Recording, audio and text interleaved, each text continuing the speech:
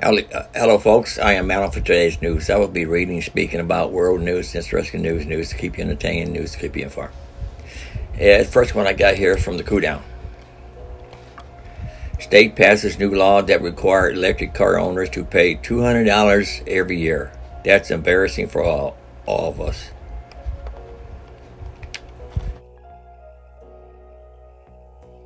Texas Governor Greg Abbott signed a legislative proposal into law on May 13 that will make all electric vehicle (EV) owners in the state responsible for paying a $200 annual fee, the Dallas Morning News reported. The law, which will take effect on September 1st, will also require new electric vehicle (EV) owners to pay a one-time fee of $400 to register their cars in addition to the $200 yearly toll. What's happening? The aim of the new law is to recuperate some of the tax money the state has lost through EV owners not purchasing pricey gasoline. For example, since a Tesla doesn't run on gas, its owner won't pay the typical taxes that the owner of a gas-fueled car does when stopping at the pump. Texas uses these fees for road and highway repairs and sometimes for school improvement. The state already has over 200,000 EVs on the road, with more than 30,000 EVs added this year, meaning the bill will garner around $38 million per year for the state's highway repair fund, according to the Dallas Morning News. Why is the bill important? EVs are beneficial to the planet and to consumers because they slash gas bills, reduce air and noise pollution, and produce less planet overheating gas pollution. The bill will disincentivize Texas residents from purchasing EVs. UT Austin transportation engineering professor Kara Kockelman told KVUE that the bill is indicative of Texas' full support for the oil and gas industry. Texas is really behind the curve on trying to do the right thing by the environment. And so, that's embarrassing, I think, for all of us, she said. And if you want, you can read the rest of this in my description box. Just because you have an EV, you're not going to get away scot-free, in other words. Let me go to the next one here. This is from Newsmax. CBS poll. Trump's GOP primary lead grows to 38 points after indictment.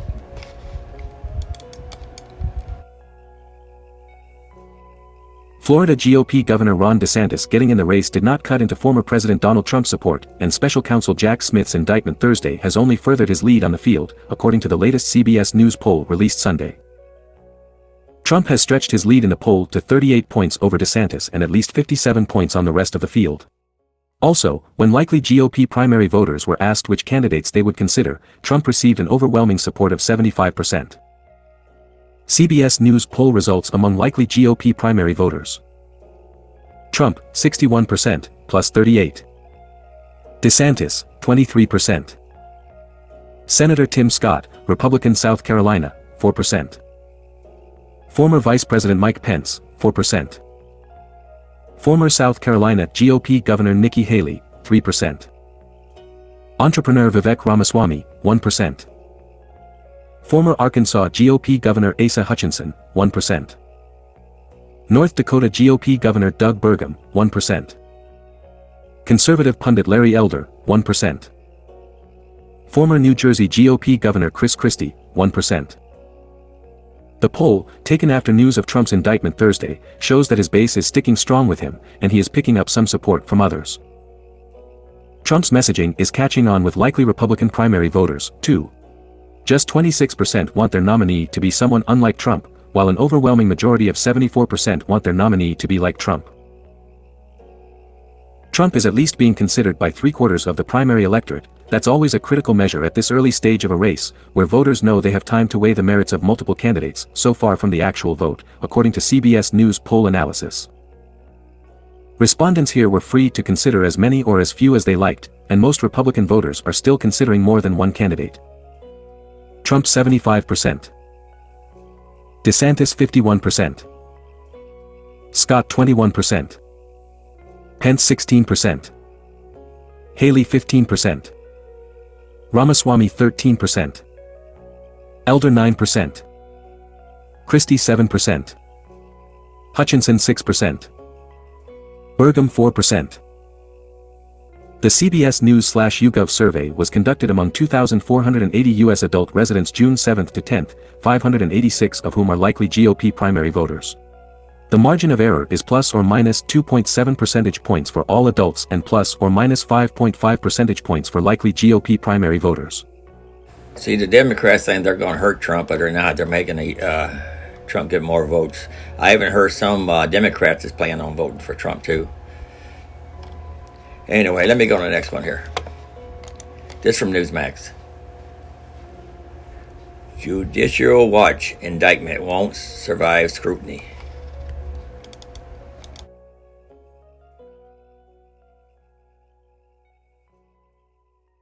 A judge should throw out the federal indictment against former President Donald Trump, Judicial Watch President Tom Fitton tweeted on Friday.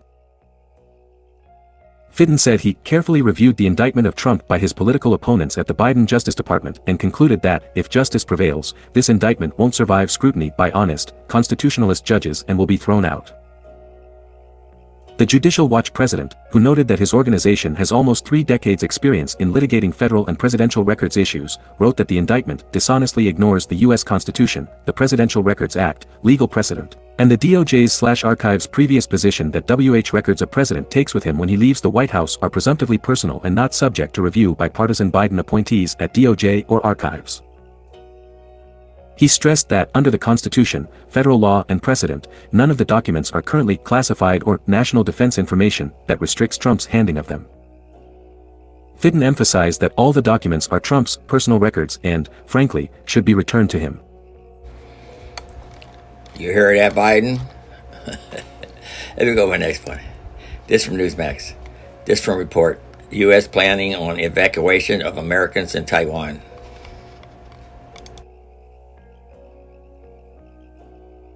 The U.S. has intensified plans to evacuate Americans living in Taiwan, the Messenger reported. The plans, which have been underway for at least 6 months, have heated up over the past 2 months or so, a senior U.S. intelligence official told the Messenger. The report came a day after Taiwan's Air Force scrambled into action after spotting 10 Chinese warplanes crossing the sensitive median line of the Taiwan Strait, as the island's defense ministry said 4 Chinese warships also carried out combat patrols. The intelligence official told the Messenger that a heightened level of tension had driven the evacuation preparations. It's nothing you wouldn't read in the news, the official told the Messenger. Forces building up. China aligning with Russia on Ukraine. The outlet reported that the evacuation planning has been kept quiet because it's a sensitive subject for the Taiwanese government. Even talking about an evacuation plan starts people thinking something may be going on, even if it is just prudent planning, a former State Department official told the Messenger. Mark Cancian, a senior advisor at the Center for Strategic and International Studies, was involved in the 1975 evacuation of Americans from Saigon. He told the Messenger that planning for an evacuation from Taiwan is a very prudent thing to do. The fact that the U.S. is doing this doesn't mean that they expect there will be a war, Cancian told the Messenger. It's only a statement that there could be a war. Okay, you're going to read the rest of this in my description box if you like. Tension is starting to get stronger now. Let me go to the next one here. This from Newsmax. It says CNN legal and analysis rip DOJ for Hunter Biden inaction.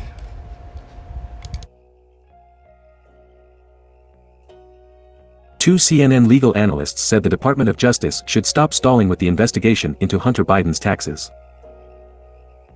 On Monday's CNN This Morning, host Phil Mattingly held up the day's New York Post front page with the headline, "What About the Bidens?" for a story about former President Donald Trump being indicted while President Joe Biden and his son have avoided charges despite reports of alleged wrongdoings. Legal analyst Sarah Murray began her response by saying the different legal cases were not an apples-to-apples comparison. "I do think it is a fair question to say, what are you guys going to do about the Hunter Biden investigation?" Murray told Mattingly. "This has been going on for a while, we still don't have a charging decision in this case. Again, we're getting to be in the full swing of a presidential election year. Are you going to charge it or are you going to move on?" Another legal analyst, Ellie Honig, picked up on Murray's answer. "Sarah makes a great point about the Hunter Biden investigation at DOJ," Honig said. "This is preposterous. This has been pending, according to our reporting at CNN, since 2018, 5 years. And this, by the way, this investigation is not the laptop. This investigation is a tax issue. Did Hunter Biden declare his income? And a sort of obscure gun law, did he possess a gun while he was addicted to drugs, which you're not allowed to do under federal law? Did he lie about that? But 5 years, that's a 5-week investigation. Somebody, and this spans the Trump administration and the Biden administration, someone's got to make a call on this case. I don't know what is going on, but it's beyond anything I've seen before. Make a call. Nearly 6 weeks ago, the Washington Post reported that prosecutors were nearing a decision on whether to charge Hunter Biden with tax and gun-related violations in the investigation led by U.S. Attorney David Weiss of Delaware. The Washington Examiner reported May 15 that the IRS removed the entire team of investigators in the Hunter Biden tax evasion probe. Okay, and that's all I got on that one there. Link is still in my description box if you want to come back to it. They're just trying to put it on the cover and hope people will forget about Hunter Biden. You know, nobody's going to forget about Hunter Biden and Joe Biden, about their crooked schemes. Let me go to the next one here. This is from Kyiv Independent. Military intelligence. Russia preparing evacuation, sabotage in Crimea amid dam breach.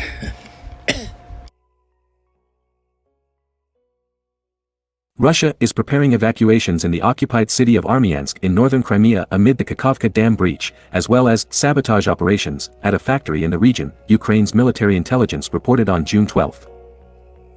A shortage of water coming through the North Crimean Canal, NCC, has critically disrupted the functioning of the Crimean Titan plant, a factory producing titanium dioxide, according to the report.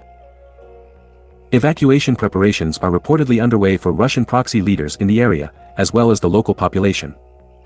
Okay, I'm going to stop it right here. You can read the rest of this in my description box. I'm play this short video here.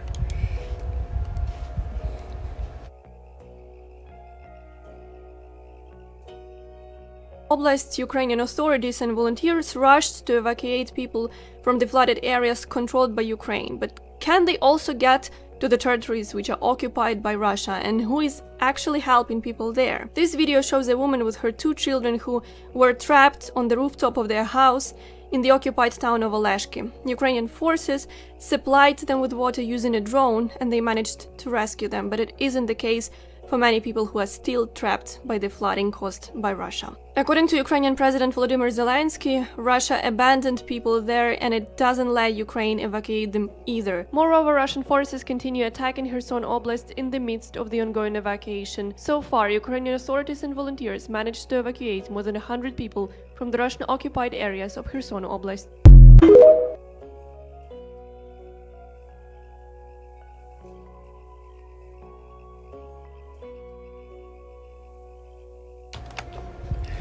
Okay, I'm going As Russia destroyed the close that up. We're going to the next one now. Okay, this from Ukrainska Pravda. Discontent of soldiers, mothers in Russia is gaining dangerous momentum. The Russian authorities are fearing discontent among the mothers of conscripted Russians, and therefore the Russian command is sending recruited convicts to the front line, where there may be heavy losses. Source: Hanna Malier, Deputy Minister of Defense of Ukraine, on Telegram.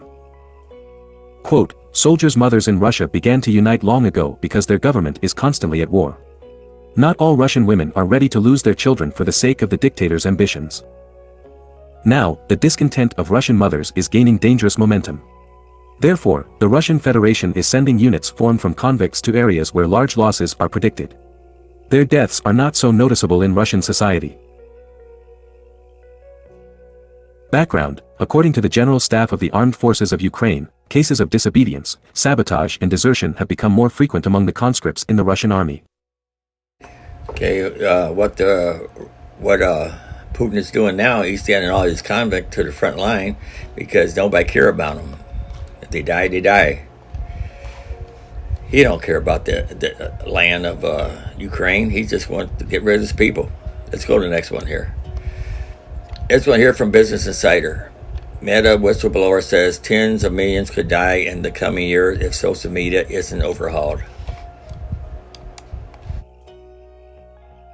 In 2021, Frances Haugen leaked internal Meta documents that showed the company knew it caused harm. She told the Sunday Times that tens of millions will die if social media isn't overhauled. In a new memoir, Haugen says she's trying to change society's understanding of social media.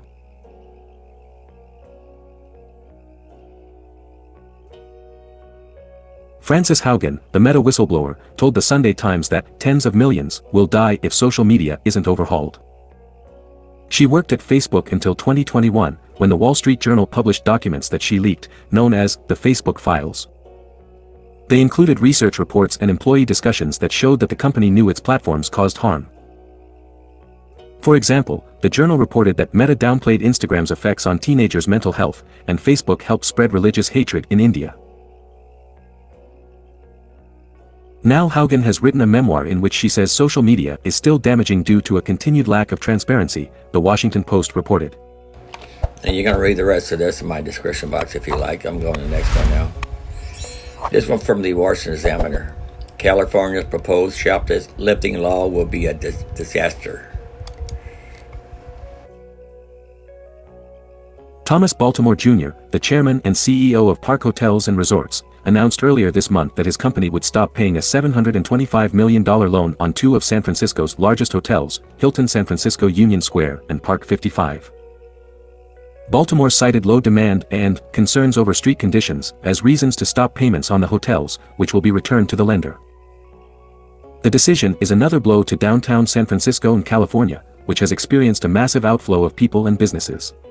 In fact, the list of companies that have left the Golden State is far too long to enumerate in a single article and includes established Fortune 500 such as Hewlett-Packard, Chevron, and Pabst Brewing, as well as rapidly growing ones such as Snowflake, Palantir, and Tesla.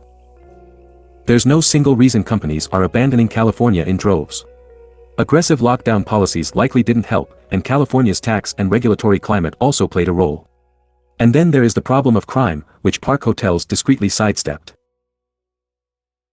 Few would deny crime is a growing concern in the Golden State, especially in major cities. In 2021, New York Times journalist Thomas Fuller went to a San Francisco Walgreens to buy a toothbrush and saw a man walk into the store, grab a bunch of beef jerky, and walk out. "I'm new to San Francisco," Fuller said to the clerk. "Is it optional to pay for things here?" Fuller was referring to what he called an epidemic of shoplifting, which he traced to changes in California law that reclassified thefts as misdemeanors if the stolen goods totaled less than $950. Videos on social media show people walking into stores, loading up on goods, and walking out. The culture has caused companies such as Walgreens, which shuttered 22 stores in San Francisco alone over a period of 5 years, to cease doing business in many of these locations. Many accused Walgreens of crying wolf on the matter of retail theft, and California lawmakers recently made it clear they don't take the matter seriously. Okay, so if you're in California, it's optional to pay for things there. You just walk in the store, grab what you want, and walk out. I ought to move to California. Anyway, crime's high over there, and companies are moving because you can't do business in California. Anyway, there's more to read on this. If you want to read the rest of it, I'm going to my next one now. This from Hunker. I released live ladybugs for my garden pest control. Here's what happened. I thought about that, but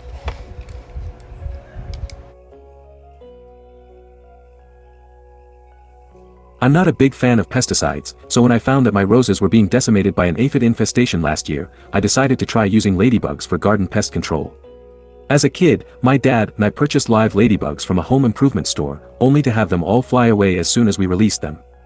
While that childhood experiment with these beneficial insects wasn't particularly inspiring, I still knew that ladybugs love to eat aphids, so I thought there must be something I could do to keep them around.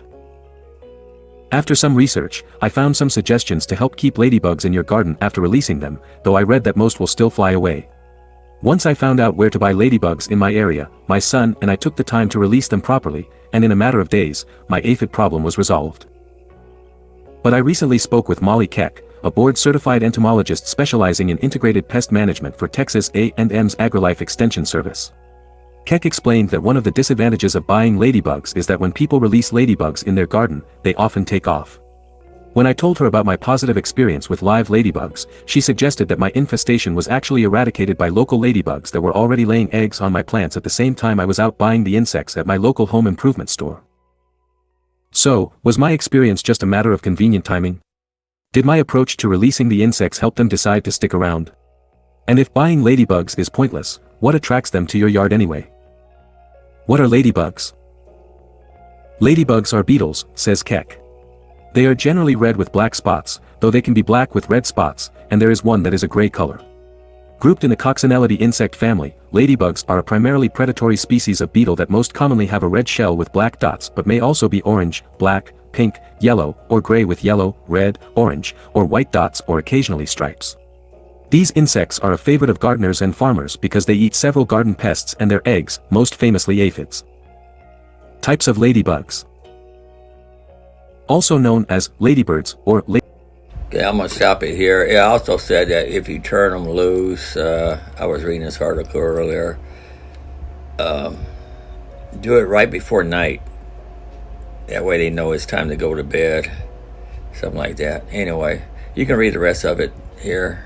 I forget where I read it at on here.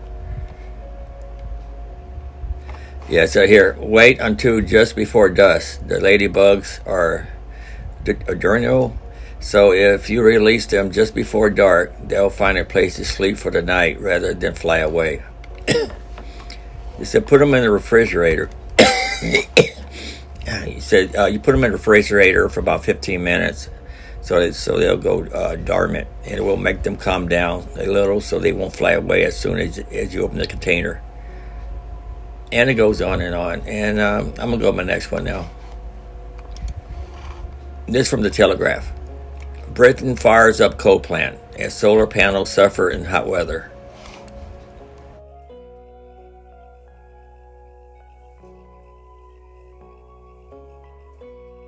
Britain has started burning coal to generate electricity for the first time in a month and a half, after the heat wave made solar panels too hot to work efficiently.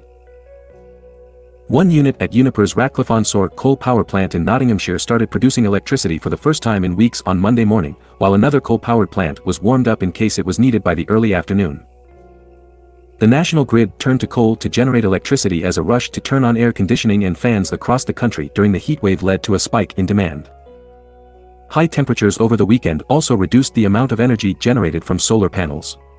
Output on Sunday was almost a third lower than a week earlier, despite temperatures climbing above 30 degrees Celsius across large parts of the country. Solar panels are tested at a benchmark of 25 C. For every degree rise in temperature above this level, the efficiency is reduced by 0.5 percentage points. The temperature level refers to the solar cell temperature, rather than the air temperature. In direct sunlight, the cells can easily reach 60 or 70 degrees. Alastair Buckley, professor of organic electronics at the University of Sheffield, said, both days were largely sunny in the morning, so a good part of the reduction in output will be due to the efficiency reduction from higher temperatures on Saturday compared to Friday. Compared with a cool cloudy day, the cells might be a maximum of 25 pC less efficient. Supply was also lower because of depressed wind speeds, which hit turbine output, and some gas power plants being shut for maintenance. And see, you can read the rest of this in my description box if you're interested in that. See, can't just rely on solar or wind. Let's go to the next one here. This is from something called People. Missouri man 54 dies from flesh-eating bacteria after eating raw oysters. The St. Louis County Department of Public Health announced that the man died from bacteria Vibrio vulnificus after eating raw oysters from a local seafood stand. A Missouri man has died after eating raw oysters and contracting a flesh-eating bacteria. The St. Louis County Department of Public Health announced in a press release on Friday that a 54-year-old man died from the bacteria Vibrio vulnificus after eating oysters he bought from the fruit stand and seafood, located in Manchester, a town in St. Louis. The man, whose name has not been revealed, was being treated at St. Clair Hospital before his death. The health department launched an investigation about the incident and said the oyster establishment has been cooperative. There is no evidence that the business did anything to contaminate the oysters, which likely were already contaminated when the establishment received them, DPH investigators said. All remaining oysters in the establishment were embargoed by DPH, the release states. Vibrio is a bacterial infection that people can contract after consuming raw or undercooked seafood, particularly oysters, or exposing a wound to salt water or brackish water, according to the Centers for Disease Control and Prevention. Vibriosis is not typically deadly, and causes just about 100 deaths in the U.S. each year, with most infections occurring between the warm months of May and October. Okay, and let's see here. You can read the rest of that. There's a little bit more, not a whole lot more to read. And I don't know what they mean by St. Clair Hospital. There's no St. Clair Hospital over there. I'm from this area, and so I don't know what hospital. I know there's St. Luke's, but no St. Clair. Anyway, let me go with my next one here. This from Home and Garden. How to get rid of chiggers. Banish them, these tiny red bugs, from your yard.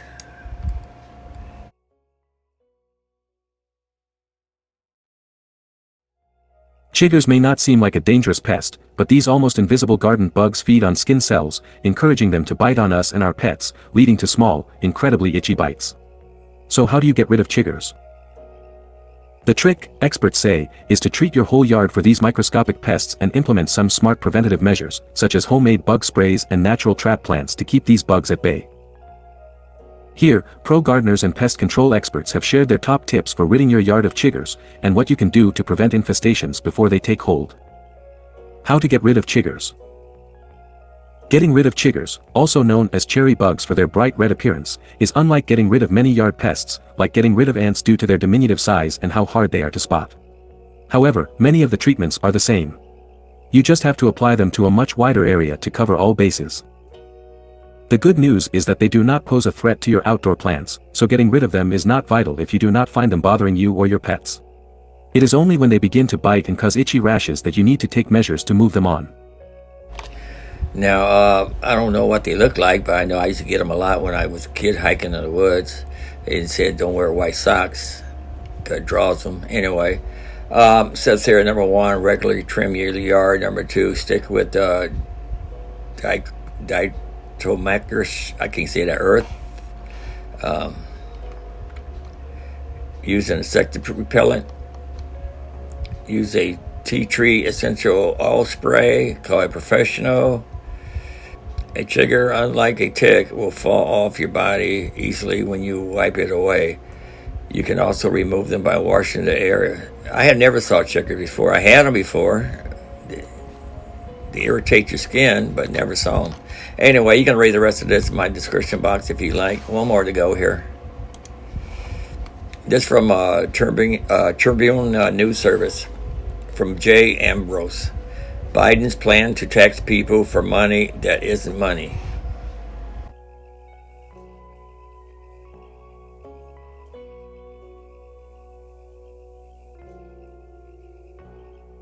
Joe Biden, eager to get more tax money to pay for the faults of others along with his own disastrously irresponsible, inflationary overspending, has said that American billionaires have a tax rate of just 8%. Here, then, is a great excuse to hit this relatively small group of 700 or maybe 1,000 people with a fiscal fist as big as the Treasury Department without worrying about losing millions of votes. A difficulty for Biden, however, is that the tax rate is more than 3 times bigger than he said, 25.6%, either demonstrating that he made a major mistake or qualifies to be called a political trickster. I endorse the second possibility, seeing as how the tiny tax assertion could confuse the public enough for him to seem a hero catching cheapskate billionaires even though the top 1% of taxpayers deliver something like 43% of all federal taxes. The way Biden arrives at his deception is by saying the billionaires and still other super-rich tax targets pay nothing for the unrealized gains they have in their stock portfolios. In fact, nobody does. The Constitution limits the personal income tax to actual income a person has received, not something that might be converted into income someday. Understand, too, that when stocks are finally exchanged for money, the money is in fact taxed, and, as any investor knows, a gain one day could be a loss the next. But there is this to be said for taxes: if they are fair and honest, they are the best way to finance our government, and, if they become egregious, the government should find ways to reduce the costs to what is affordable.